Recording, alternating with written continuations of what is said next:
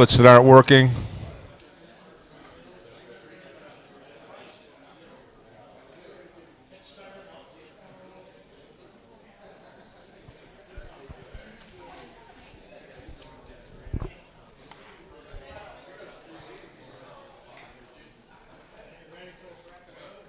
Recording in progress. Okay, I will call the meeting to order. Roll call by the county clerk.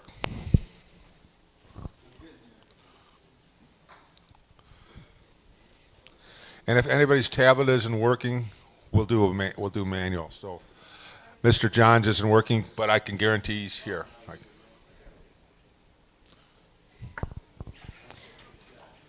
We have 29 present and 1 absent. Thank you very much. Could we please rise for the Pledge of Allegiance? Mr. Paulson, would you lead us? I pledge allegiance to the flag of the United States of America and to the republic for which it stands, one nation, under God, indivisible, with liberty and justice for all.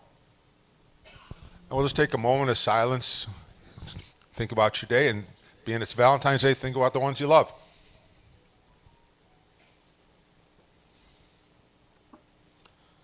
Thank you very much. We're in compliance with the open meetings law. We are, Mr. Chair.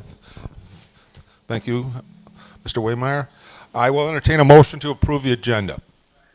So moved by Supervisor Gulick.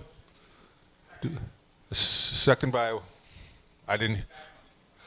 Backlund. All in favor? Aye. Opposed?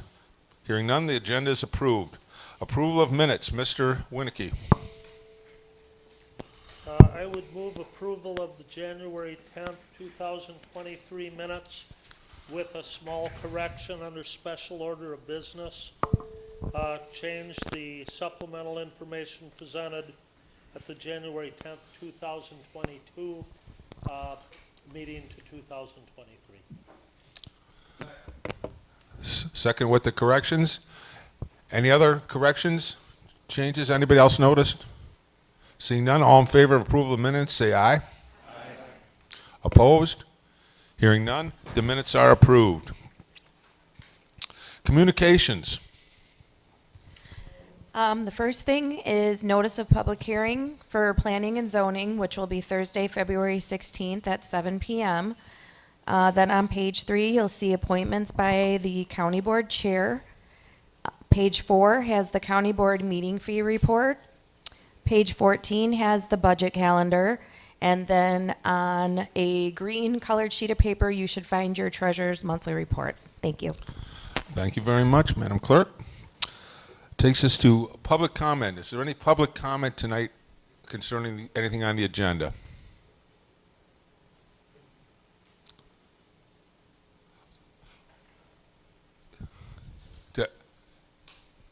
Somebody have their hand up there? Oh, okay. Seeing none, special order of business. Mr. Waymeyer.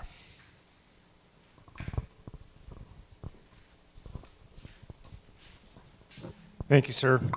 So tonight we're going to have a presentation about partnership, and I'm going to invite some colleagues up here very shortly.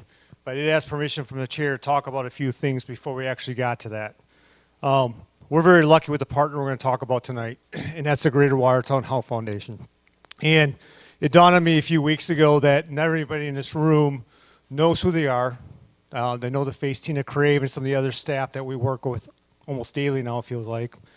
But many of the things they've done for our county and our region, and what a wonderful blessing it is to have them as part of our community, but also as part of our partnership. And so what the staff wanted to do before we went forward is kind of talk through some of the things that they have done for us and as an organization, but also for our citizens and other stakeholders throughout the county and how they've helped us out. And quite honestly, say thank you, because we don't get to do that enough to you in a public setting. And I know you don't always like that, Tina, but I think for what you do for our communities and your team does, you're deserving of it a little bit. So if you have a chance, I would go ahead and Google the Greater Watertown Health Foundation. Here's their mission statement, and if you look around at some of the collective logos of things that they do and that they're very keen on some of their mission. So part of this, they're very much known for their product called Talk Replay. And when we talk through some of the gifts they have given, you're going to see a lot of that come through in terms of some of their mission set. They're going to talk about Every Child Thrives. A lot of their goals and alignment with some of our team is how do we move things forward? Not at the backside, but on the front side. And how do we help with that education and brain development and how that interaction takes place so that we have great young kiddos and could put them in a great spot. And then finally, the last thing is on the upper right hand, which has been key to our presentation tonight, is the collective. And this is their new mission and new physical structure that Tina's going to be talking about a little bit, but it's a great partnership with some of the things that we're doing. So at the end of the day, one of their biggest goals, how to use their resources, their times, and their talents, not only to give gifts in terms of dollars, but a lot of time in terms of time and connecting folks together to make things happen. And the one thing I've learned about Tina and her team, they want to make things happen. And so when we have to present projects, they expect some results. And we're very good with that. So I'm going to quick show some of the key things that we worked on with them. And here's the key priorities of how we align to some of the things they have. So again, if you want to read more about them, I encourage you to do so. But first of all, our parks and recreation. They're passionate about health. And many of the things that we do is how do we use our environment and things to make a better place for residents, not only to enjoy from a mental health standpoint, but from a physical health standpoint.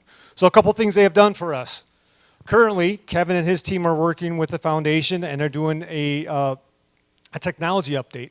They have got a capacity building grant to help them with technology to improve their website and also stream online administrative processes with those upgrades.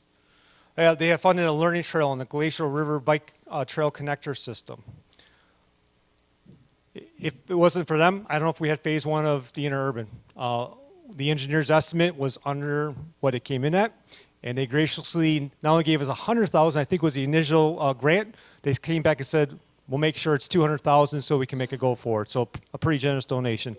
And finally, some things that are indirectly related to our park system, but folks we're partnering with, they're going to be working some park enhancements, i.e. playgrounds. It's looking like at the Rock River Landing, that's that city-county park along the river, and we're going to be talking about that later tonight with you all too. Along with the Lardell Regional Trail Facility. That's right next to our Garmin Nature Preserve. Again, another great educational opportunity of things that they're working on connected to our system. So that's Parks and Recreation, some gifts they've given. Health, a little bit bigger list. And some of these things are direct items, and some of these are kind of just partnerships that we work on. And it's a whole list from how do we deal with maternal and child health initiatives, sponsoring trauma-informed training and motivational interviewing for our public health staff, ages and stages training, marketing of our home visits program. If you ever went down in our Health and Human Services building, outside where the preschool and all that is, we have a new Talk Replay indoor space for the kids who wait for either support or their parents getting support. Strong partner for our Welcome Baby Coalition and some other things going with that.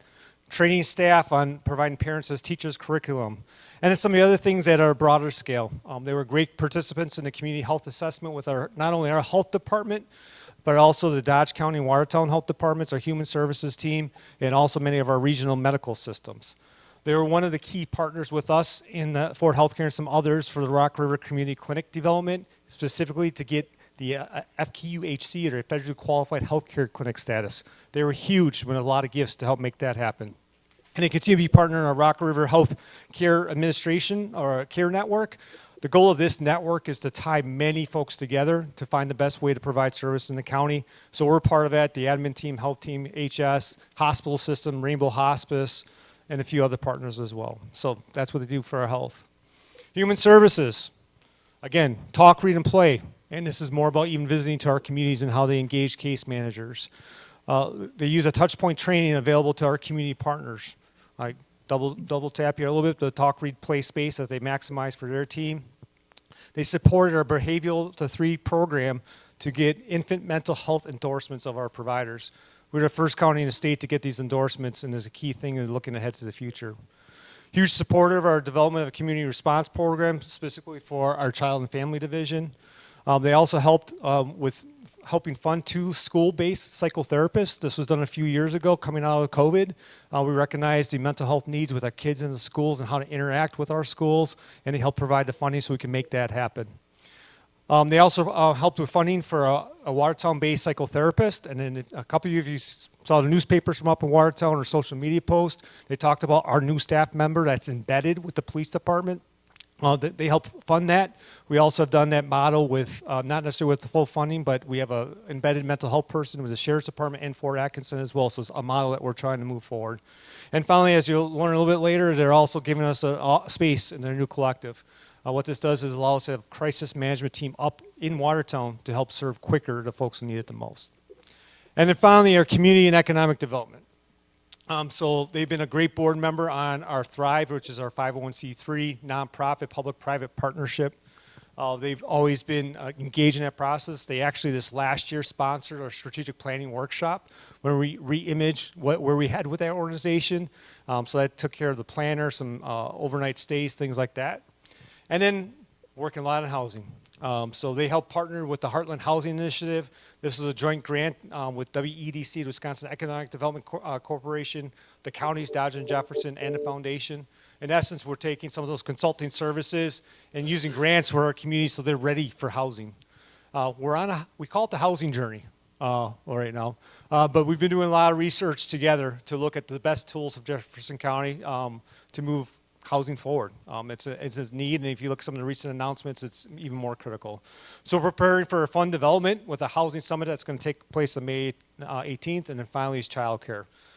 Heavy investment in terms of research, data gathering, consulting services, and then up in the collective again, they're sponsoring 127 slots, and that's an area again that we also partner with to help make childcare happen.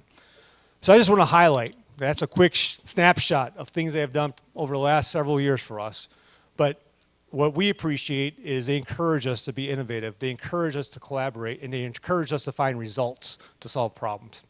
And some of this stuff we could not do if we didn't have that foundation, Tina and her team to help us every day. And I think there's a lot of staff back there who work with foundation on a routine basis, and they're going to shake their head yes, because they have these conversations in a great positive way in what they do for us on a daily basis. So I just want to make sure as a county, Tina and her team recognize we appreciate everything you do.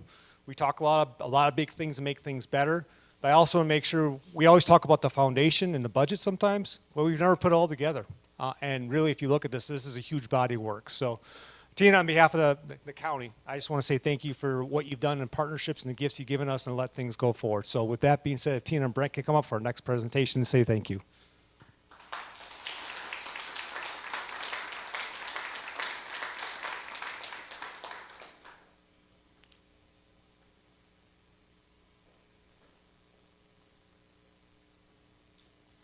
So tonight is talking about our next partnership, and it's a youth crisis stabilization facility. And as we talk a lot about where our kids are at, there's a need and some unfortunate stories that take place and how do we best take care of the kids. And I think that's something we talked a lot about as we prepare for this is what is that North Star, as I think as Brent mentioned today. And ultimately it's not just about how do we find a cost-effective means, but ultimately do we have a service in place that's going to take care of these kids when they need it the most. There's not many youth crisis stabilization facilities in the state. And as you'll see later on, in some of our costs, when we have had to send kids out of state, it's not just a 5-figure cost. It's a 6-figure cost in many cases. In many cases, it's distance from family and friends and the support networks they need to get better. And so we've looked at opportunities to say, how can we make this better? And how can we find a solution that is proactive to help those kids and the families to get the care they need and move on to a better situation with their life? So this is about partners again. And tonight you will notice this is about education. You do not have an action step on the agenda. Now, this concept has been talked about with the Human Services Board already. It has also been talked about with the Finance Committee to look at in the future.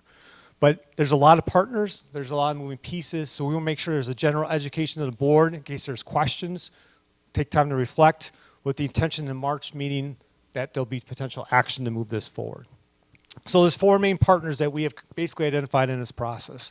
The first is WCS, the Wisconsin Community Services. Now this is an entity that we use as professional services in various aspects in the county already. Specifically, they provide our case managers for our drug treatment court and our alcohol treatment court. They also provide our SCRAM services, basically a methodology to do remote monitoring of alcohol. They run a facility in Milwaukee and are kind of known experts. They got the professional staff, the know-how, how to set up these organizations, how to staff these. And so in essence, we'd be looking at being our case managers to run this facility. Jefferson County. Ultimately, we'll serve as a fiscal agent. The grant funds that Brent will talk about later flow through Jefferson County, and ultimately we'll be responsible to hold a license for this facility. The other key thing as part of this process for Jefferson County is we'll also help control the admissions, making sure that the right fit is taking place within this facility and it makes sense for the operation and the other people getting care. Obviously, the other big partner is the Greater Watertown Health Foundation. Tina's going to touch on how this works, but specifically they're the property owner, and eventually we'll have a lease for the facility we'll be talking about, and then neighboring counties. In county government, we do a lot of partnerships, and there's many things like we work with Rock County, as an example, have some juvenile shelter beds in place. Washington County has our juvenile correction beds that we reserve. And we do it as an efficiency manner, but it's also a matter of staffing it. And so we're looking at it kind of in a different way of having a youth crisis stabilization facility to also work with our county partners. So as I mentioned above or before, our Human Services Board has talked through this a little bit, and our Finance Committee has endorsed this. And of course, we have some ongoing support with the state foundations and other counties. So with that being said, I'm going to turn it over to Tina to kind of talk through how the foundation is working with us on this and how this meets their mission too. Thank you, Ben, for all those kind words. On behalf of the foundation board and staff, we are just humble stewards of this gift that was gifted to the community when Watertown Regional Medical Center was sold in 2015. And we hold ourselves accountable for producing measurable changes in well-being and do that through a partnership called Every Child Thrives. There's 40 or 50 organizations across Dodge and Jefferson County working together. We prioritize shared goals and then take the limited resources that all of our agencies have and try to align it so we can really get something done. And your team here at Jefferson County is just awesome to work with. And this partnership is something that's really unique to rural communities. So you might have seen this summer that we, a national philanthropist, gifted our partnership $5 million to support our work. So thank you all for the partnership. We're all in this together. So this summer, the foundation made our biggest investment so far, and we purchased the vacant former Bethesda Corporate Center on the southwest side of Watertown. So there's a map there. On the right, you can see Highway 26. We're just south of Pick and Save. So we purchased the building, a couple outbuildings, and about 90 acres surrounding it. The vision is in the building, the collective is a 55,000 square foot building, which will serve several purposes, and these are needs that you're all familiar with. There will be a brand new child care center serving more than 125 children. Those are desperately needed slots so parents can go to work. It'll be the new home of Jefferson County Head Start, serving 90 children there. There'll be a shared nonprofit center where many nonprofits will share back office functions to gain some efficiencies. And your human services team will be providing some services for families. And then the YMCA will have a wellness center. So it's really a place we want to eliminate duplication, bring partners together, give families a convenient place to get many services at once. In the acreage around it, we know there's a significant shortage of housing, and so we're working with the City of Watertown right now to do some planning in terms of what that will look like. Our vision is that it will be a neighborhood that has something for everyone on the lifespan. So there will be some rental units for those that are just starting adulthood and have their own place for the first time. There'll be some modest entry-level homes that are affordable for those that work here right now. There'll be homes for families to grow into, and there'll be smaller units for seniors to step down from or into. And it'll be a walkable neighborhood, really leveraging the beauty of the river and some wetlands that are nearby. So the third asset on this property, which you may or may not be able to see, is that there's a purple box to the west of the railroad tracks. This is where Bethesda had a summer camp for children with disabilities. beautiful, beautiful place in the woods. There's about 5 buildings as part of it. We've been working to see how can we repurpose these buildings. And Kathy Cawley and the team came to us and said, hey, we have a great idea. And the timing might be perfect because there's resources at the state level to make this happen. So I think the biggest thing that we've learned through this Every Child Thrives partnership is that mental health, access to housing, and childcare, are challenges for all of us. And we're really glad to have the opportunity to partner to work on those. So thank you. So as Tina said, we kind of did exploration looking at the buildings, and there's one building on the site that kind of really stood out to us, and it was almost kind of meant to be. This building was built in about 2017, so it's in actually fairly new condition and good shape. And it was perfectly set up for a kind of facility that we'd have. And what the drawing I have in front of you is kind of what the architectural rendition would look like. Brent's going to talk a little bit more for what this is ultimately going to be, but it creates great separation for boys and girls, with one side being separated and having 6 beds, and then 6 beds on the other side. And so this is the facility that we're working towards on the site, and we think it's going to work wonderful what we're intending to do. So with that being said, I'm going to turn it over to Brent, who's going to start talking about the basics of the whys and what's behind a youth crisis facility. All right, thank you, Ben. Thank you, Tina. And I just want to echo Ben's sentiment about our relationship with Tina and the foundation. There's not a day that goes by where I don't hear somebody, including myself, talk about the relationship with the foundation and the collaboration and all the efforts. So a big thank you to Tina, and thanks, Ben, for setting the stage for this today. So what is a youth crisis stabilization facility? For Jefferson County, that would mean, like Ben mentioned, that would mean a 12-bed facility, 6 rooms for boys, 6 rooms for females. We would operate that 365 days a year or around the clock. The goal behind any youth stabilization facility would be to de-escalate, avoid hospitalization, and treat the mental health crisis for the youth. Our goal would be to divert as many hospitalizations as possible, divert as many placements in LAC facilities as possible, and when we do have to utilize hospitalization, this would be a step down back into the community where we could remove the youth sooner from the hospital into the youth crisis stabilization facility in a safe manner back to that community quicker. The idea would be is the typical stay would be only 3 to 5 days. We can extend that stay to 30 days, and with additional approvals through DHS, we can extend that to 6 months. So we're very excited about the flexibility that we have with this facility. The facility would be voluntary. It would not be court-ordered, and it is not a secure facility, and that's what we wanted to make sure we engaged in, a facility that was not going to be secure. That's not the message we wanted to send to the community about our youth that need youth crisis services. This is administered, as Ben said, by DHS 50. They administer the policies, procedures, training, and orientation for facilities like this. Facilities like this under 50 have a staffing ratio at minimum of 1 staff to every 3 youth, and 2 staff per shift, and that can obviously increase depending on the needs of that particular population on that particular day.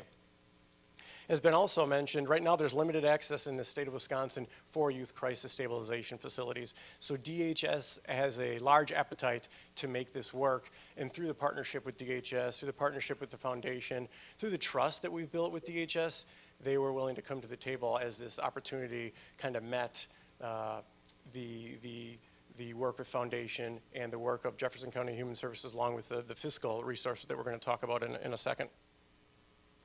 So why a facility here in Jefferson County? With any situation, we want our youth and adults to be as local as possible. We all want to be in our community. We want to be somewhere where we're safe and stable and it's familiar to us. So to have this facility in Watertown would be great for many, many reasons. One of the biggest reasons is we'd be able to keep those connections locally. We'd be able to have family visit. We know that if there's an issue and the child needs to be removed, there's still a systemic family issue that needs to be worked on, and we'll be able to do all of that at the crisis stabilization facility. In addition to that, it's going to save staff time. And what I mean by that is, right now, if we transfer it to a hospital, it could be hours away. If we go to Oshkosh, we know that's multiple hours away. That's a great deal of staff time, and we're removing the youth from its hometown or home community. Additionally, we work very closely with law enforcement when it comes to these transports. If a youth is emergency detained in ED through Chapter 51, and they need to go to a hospital under this ED order, they are transported through Jefferson County Sheriff's Department. Not only is that a time commitment from the Sheriff's Department, that's a cost in terms of transportation, and that's also kind of a stigma we don't want for our youth if at all possible. Protocol is, for many great reasons, is that youth would be handcuffed and transported to the facility. There's also transportation costs associated with that we will talk about as well in terms of cost savings. Having this facility in our backyard would provide a great opportunity for continuity of care. If we have this facility in Watertown and we can have their current behavioral health providers, their current psychiatrists drive anywhere from 5 minutes to 35 minutes to this facility to keep cares going, that would be the best model that we could think of. And of course, there is the cost saving aspect to this. I mentioned transportation costs. Right now we spend about $8,000 in transportation costs. We're pulling officers off the road.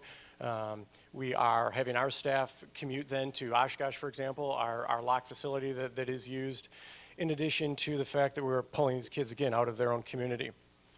A couple bigger numbers that I'd like to share with folks is in 2022 we did have a placement at Central Wisconsin Center in Madison. That placement was $156,000. With the use of the Youth Crisis Stabilization Facility, we believe we're able to limit those types of placements. I want to be sure I'm not using the term eliminate, but we will be able to limit, not only to potentially have them go there at all, but to limit the length and duration that they are there and return to the community, to the Youth Crisis Stabilization Facility. And we actually had 2 out-of-state placements in 2017 to 2020.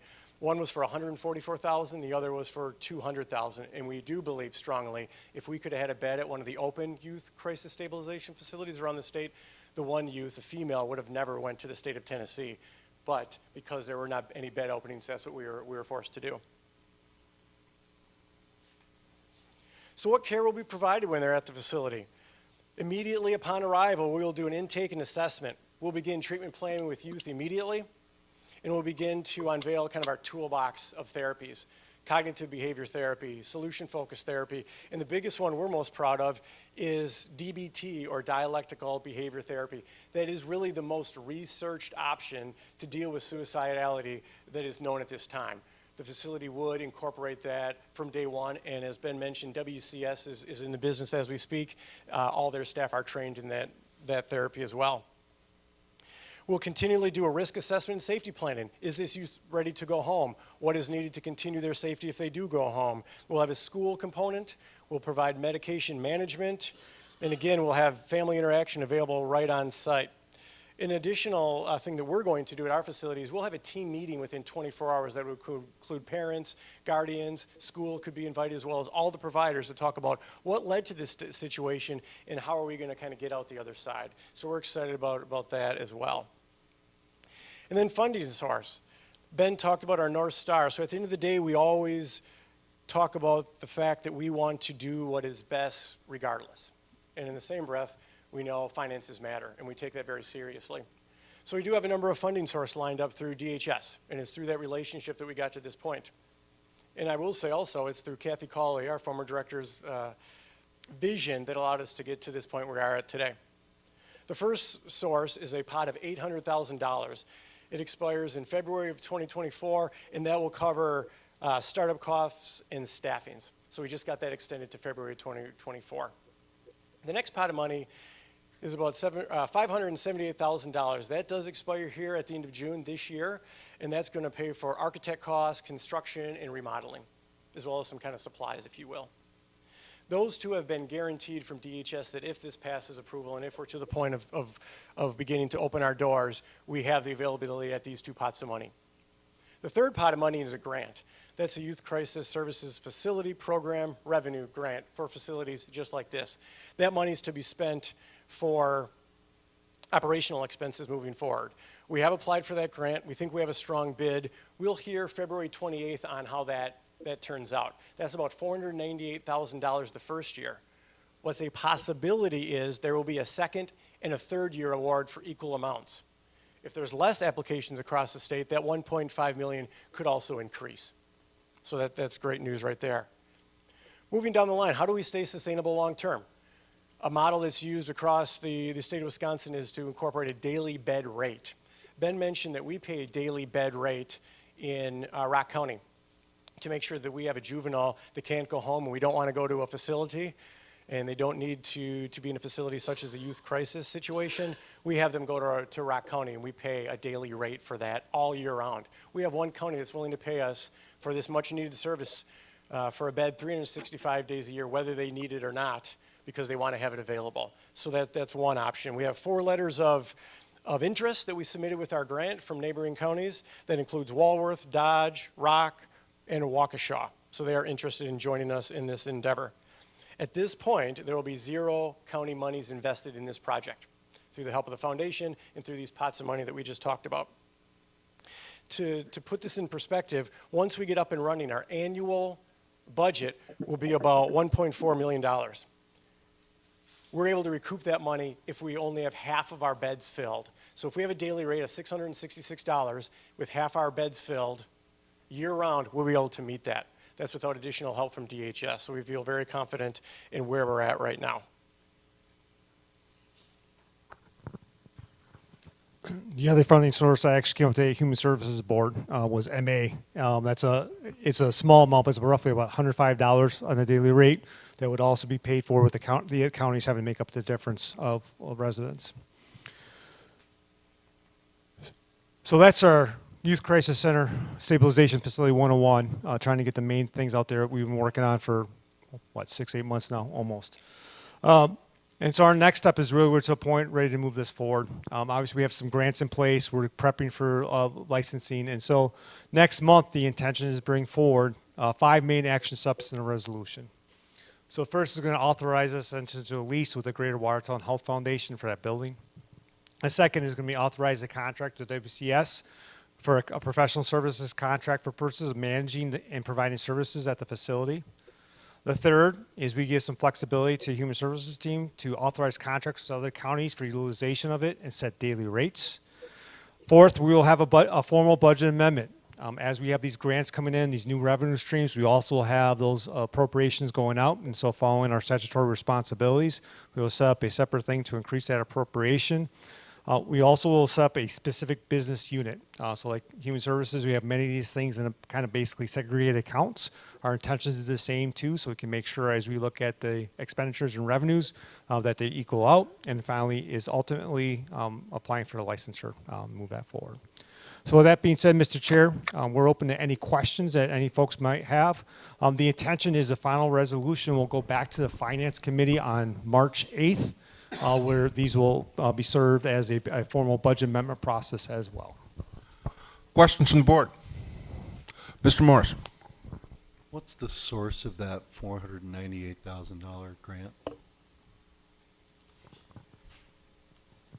Yes, thank you. So the source of the grant for that particular grant would be program revenue. So DHS has collected revenue from counties for various programming that is collected over time, and this is a way to give that money back to the counties. So it's DHS. Correct.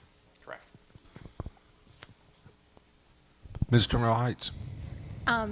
So about how many youth from Jefferson County now end up needing services per year? And is there any concern that if those other counties all need beds at the same time, that there would be a shortage for youth from our county? That's a great question. Our first priority would be our youth, in particular, obviously Jefferson County youth, because of the collaboration with the foundation. We would give preferential treatment to Dodge County as well, due to the location and the commitment there. And we would do our own admissions, so we would monitor that daily census, and we would have an understanding of who's coming in, who's ready to be discharged, and we would have to manage that. But to answer your piece of your question is, we do fear a time where this is quote unquote so successful that we may not have room for youth. So that's why we'll start off by not filling this to capacity, and we based our budget on 6 beds to begin. Yeah. Other question? Mr. Morris. I'm way ahead here, okay, but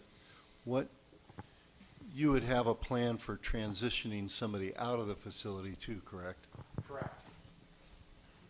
We would. When we begin our intake process and have our assessment process begin immediately, we'd involve our providers, and the goal, we call it concurrent planning. The goal from day one would be, what is it going to look like to discharge this child home? And sometimes that might be to a relative, and other times that might be to a foster home. So if we continue to move down that continuum, that'll be our goal from day one. Mr. Smith? If somebody wanted to reach out to you, how would they get a hold of you? For placement in the facility? Pardon me? Just in general for questions, Supervisor Smith?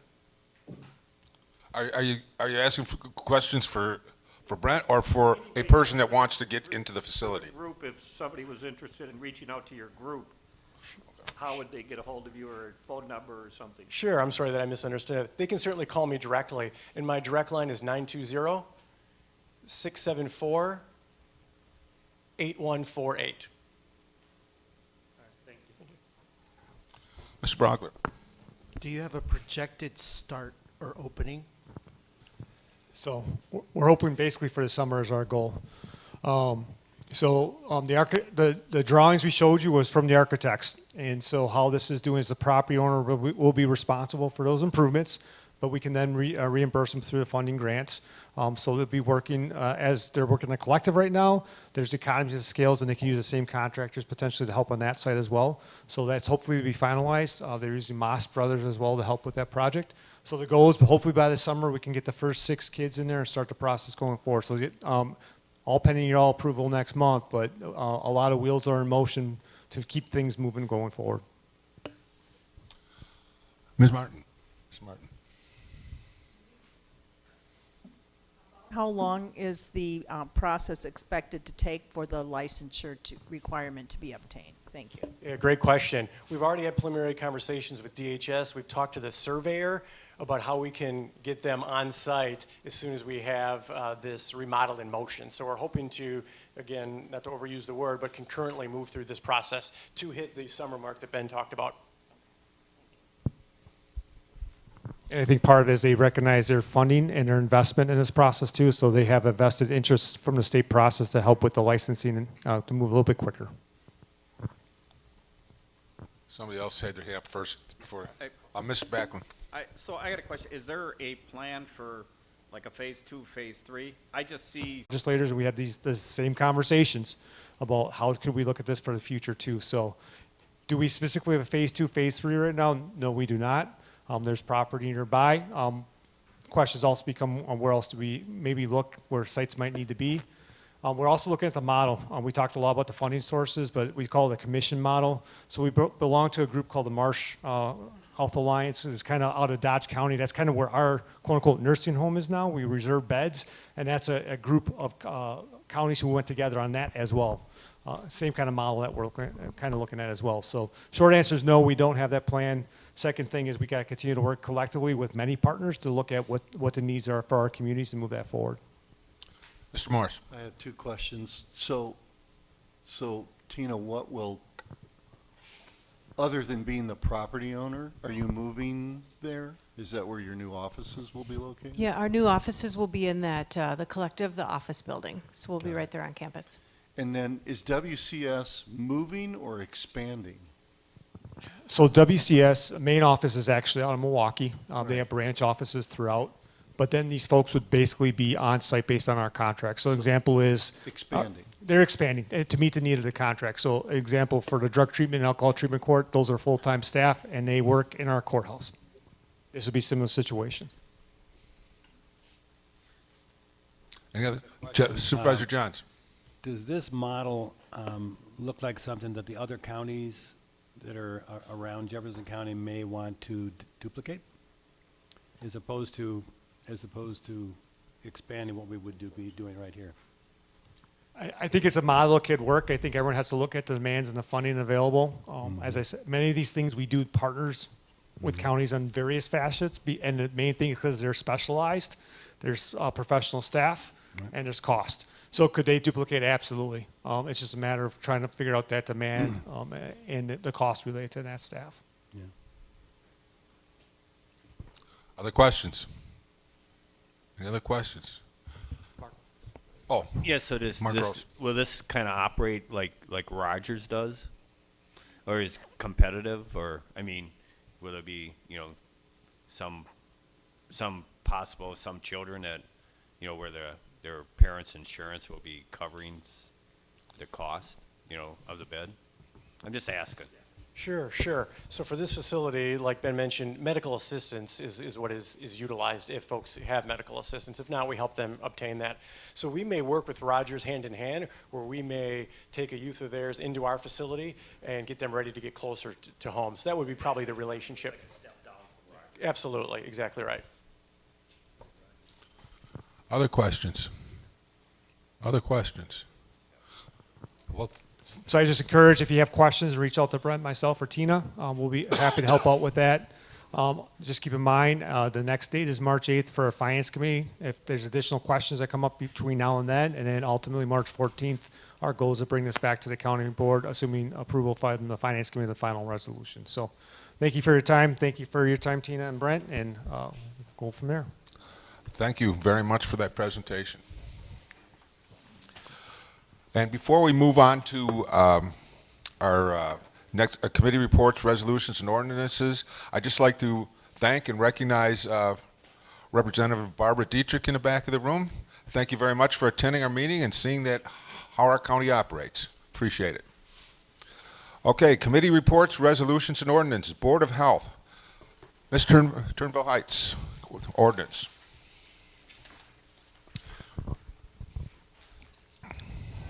What's this resolution number? It's an ordinance. Ordinance? Ordinance number ordinance. 19. I didn't see that part. And what was the number? 19. I'm not reading this whole thing, am I? No. What am I reading? Oh, all right. I'd like to move to approve this ordinance, number 2022-19, for passage. Do I have a second? This is for repealing and replacing the Jefferson County Environmental Sanitation Ordinance. And basically, I serve on this health committee as well. The chairman is a non-supervisor, so that's why Mr. Ville Heights introduced this. But in brief, it is an ordinance that just had to be updated with a lot of different new changes in state law, et cetera. And so that's basically what this is. Anything to add to that? No, the resolution that follows will explain a little bit more. Okay. Who was the second? I think I heard it in the back. Was Mr. Lund. Questions? Discussion? Seeing none, all in favor? Opposed? Hearing none, the ordinance passes. Takes us to the resolution. Ms. Turnville Heights. Excuse me, that's the Finance Committee will be brought that forward. Excuse me. You want the Finance Committee? Yes, the next one is resolution amending the environmental health fee schedule for the Jefferson County Health Department. That is Supervisor Jones. Thank you, Mr. Chair. Resolution number 2022. 67. Thank you.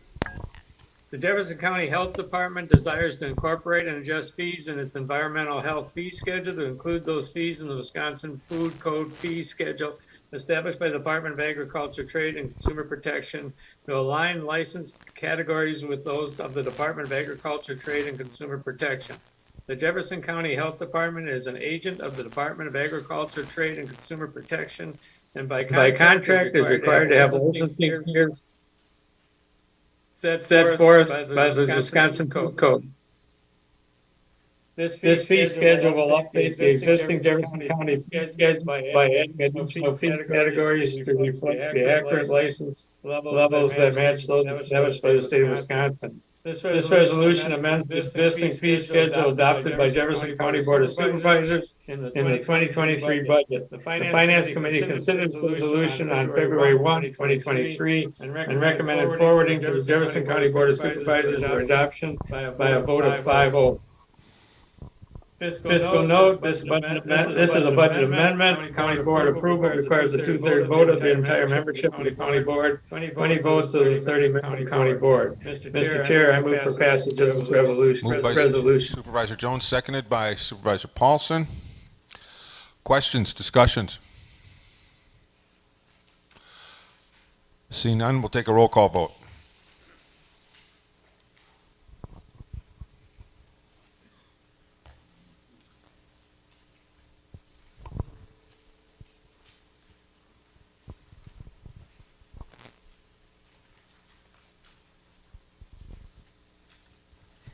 Supervisor Jones, Yes. Yes. Supervisor White, Yes. Yes.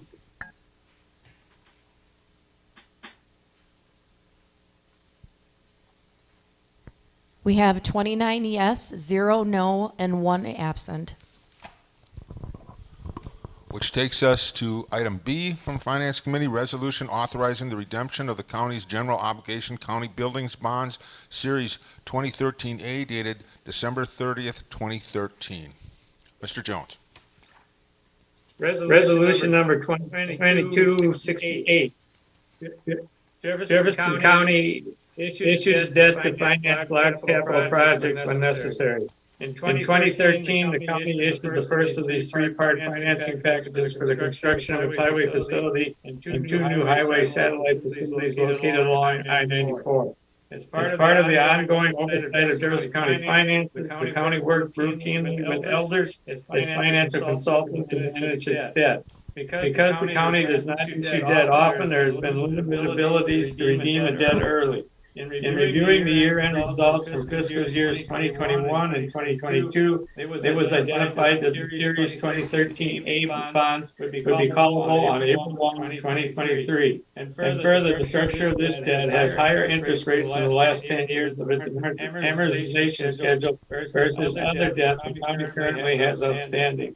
As part of this review, the county administrator and finance director determined there were sufficient accumulated surpluses to redeem the remainder of the 2015 A debt in full while ensuring that funding needs for other aspects of the county operation are met. On March 8, 2022, the county board approved resolution number 2021-58, which amended the 2022 budget through its carryover process and reserved $2,090,000 for the early redemption of 2013 A debt in April of 2023. After the action in March of 2022, this appropriation was approved again as part of the 2023 budget of the county board on November 15, 2022. County staff has subsequently worked with elders and bond counsel to work through the redemption process. To redeem a bond before full maturity, a 30-day notice must be provided to current bondholders.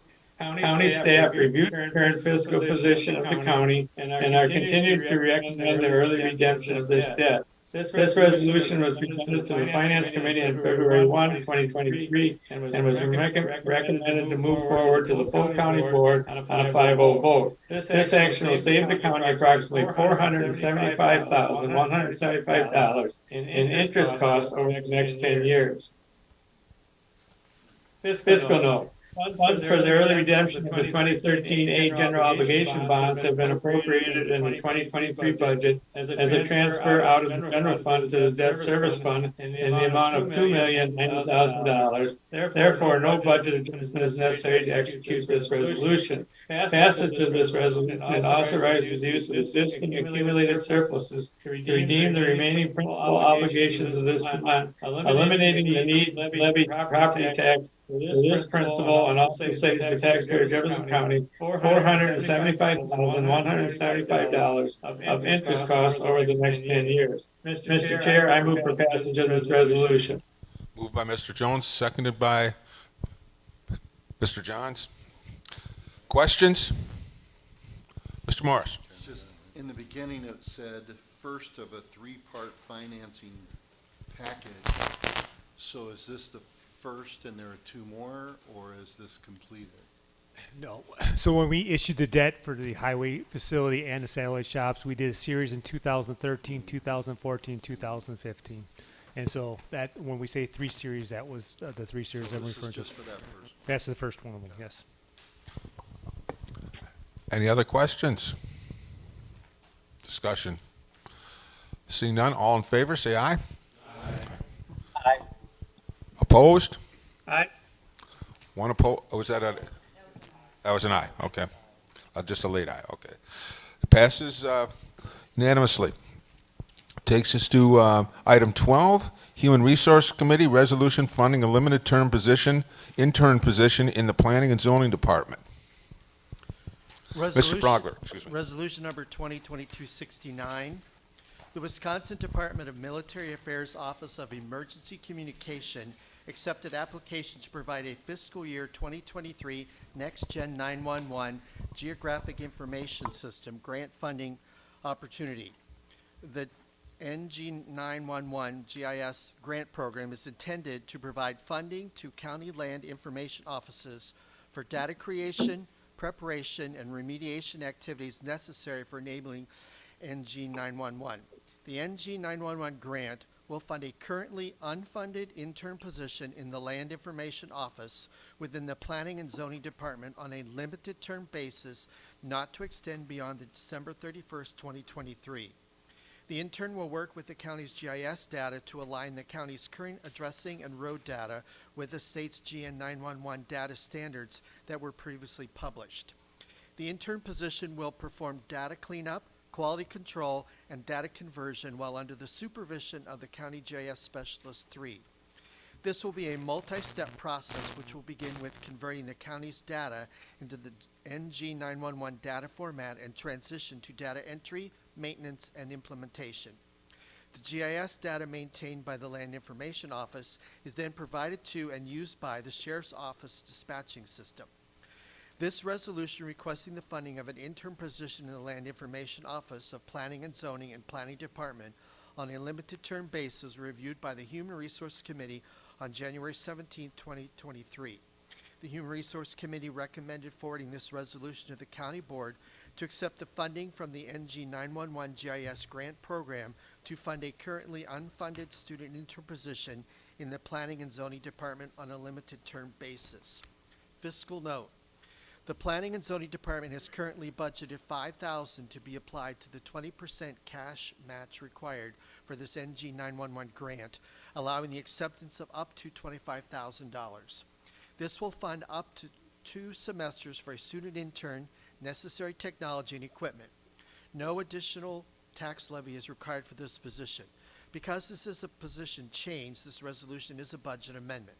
County Board approves required a 2/3 vote of the entire membership of the County Board, 20 out of the 30 members. I move for passage. Moved by Supervisor Brogler, seconded by Supervisor Backman. Questions? Discussion? Seeing none, this will be a roll call vote. We need a 2/3.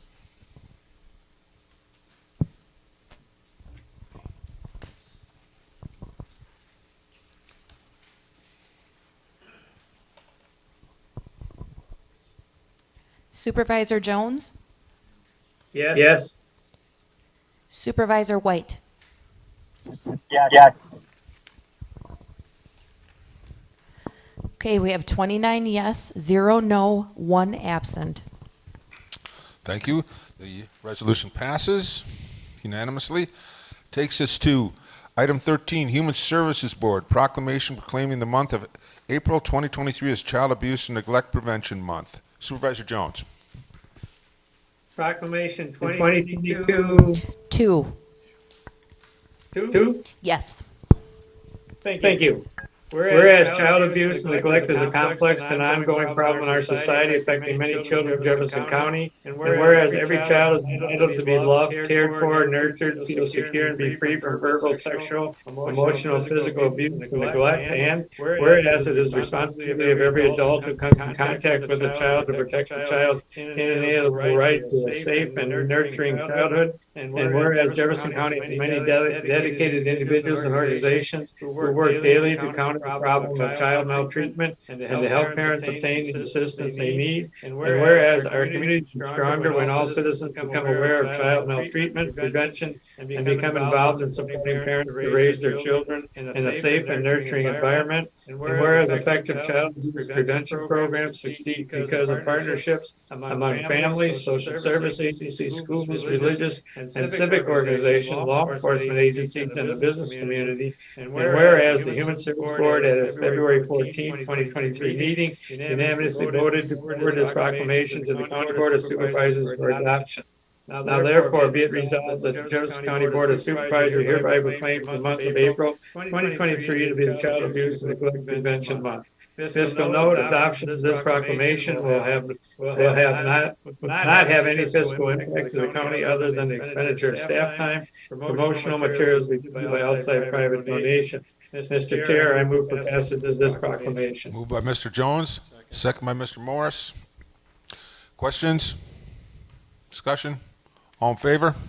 Aye. Opposed?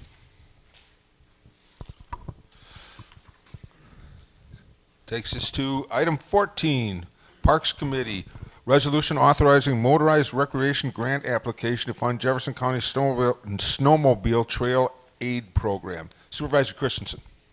Thank you. I have resolution number 2022-70. Jefferson County participates in the Wisconsin Department of Natural Resources Snowmobile Trail Aid Program funded by a Wisconsin Department of Natural Resources motorized recreation grant, which provides funding for the development and maintenance of approximately 224 miles of public snowmobile trails in Jefferson County. Applying for these grant funds require county board authorization. This resolution authorizes the Jefferson County Administrator to submit a Wisconsin Department of Natural Resources motorized recreation grant application seeking funds for snowmobile trail maintenance and development, and to administer those the funds according to the grant requirements. The Parks Committee considered this resolution at its February 9, 2023 meeting and recommended forwarding to the County Board for approval. Fiscal note, the Snowmobile Trail Aid Program is expected to cost approximately $67,320 for the winter 2023 to 2024. 100% of this cost is funded by the grant and the anticipated grant funds and related expenditures have been included in the adopted budget for 2023. The Jefferson County Finance Director may make any necessary budget adjustments for funds received for additional miles granted by the Wisconsin Department of Natural Resources beyond the anticipated grant amount. Mr. Chairman, I move for adoption of this resolution. Moved by Mr. Christensen, seconded by Mr. Gulick. Questions? Discussion? Seeing none, all in favor? Aye. Opposed? Hearing none, the resolution passes. Takes us to Planning and Zoning Committee, zoning report, approval of petitions. Mr. Paulson. Report to the honorable members of the Jefferson County Board of Supervisors. The Jefferson County Planning and Zoning Committee having considered petitions to amend the official zoning map of Jefferson County filed for public hearing held on January 19th, 2023 as required by the law pursuant to Wisconsin statutes. Notice thereof having been given and being duly advised of the wishes of the town board and persons in the areas affected, hereby make the following recommendations as printed, dated this 30th day of January 2023, Blaine Paulson, Secretary. All right, ordinance number 2022-20. Whereas the Jefferson County Board of Supervisors has heretofore been petitioned to amend the official zoning map of Jefferson County, whereas petitions as listed were referred to the Jefferson County Planning and Zoning Committee for public hearing on January 19th, 2023, whereas the proposed amendments have been given due consideration by the Board of Supervisors in open session, now therefore be it ordained that the Jefferson County Board of Supervisors does amend the official zoning map of Jefferson County as follows. I move for the adoption of this ordinance. Second. Second. Moved by Mr. Paulson, second by Mr. Morris. Mr. Kennard. Abstain for potential conflict Thank you. Any questions, discussion? All in favor, say aye. Opposed? Hearing none, the ordinance passes. Takes us to public comment of a general nature. Anyone here a public comment of a general nature for something that is not on the agenda?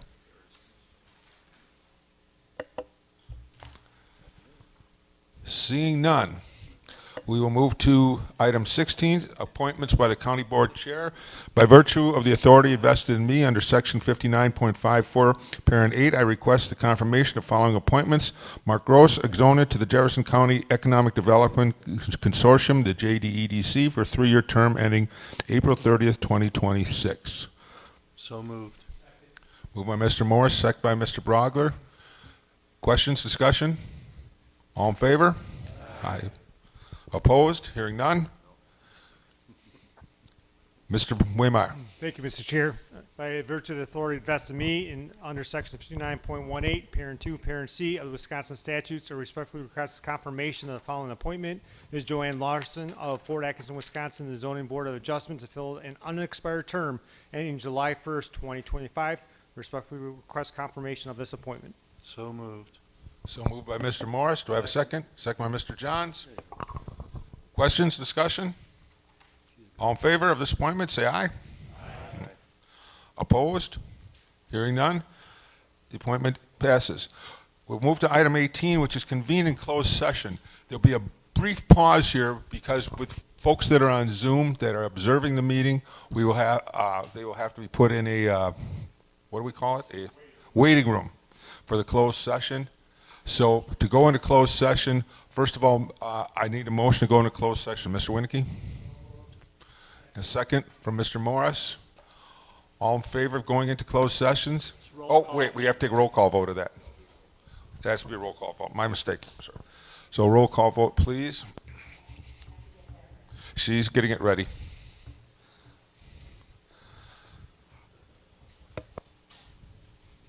Thank you very much for attending tonight. Have a safe drive home.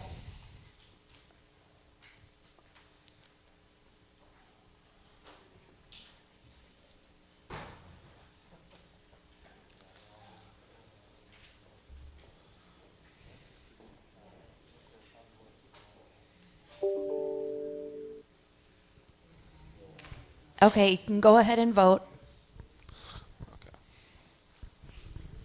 Supervisor Jones, Yes? and Supervisor White, Yes.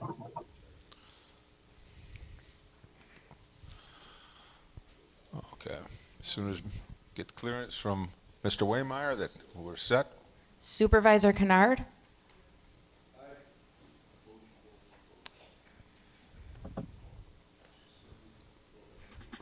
we have 29 yes and 1 absent. So we're convening in closed session and been advised we need to read this into the record. Pursuant to section 19.851E Wisconsin statutes for deliberating and negotiating the purchase of public properties, the investing of public funds, or the conducting of other specified public business whenever competitive or bargaining reasons require a closed session. For the purposes of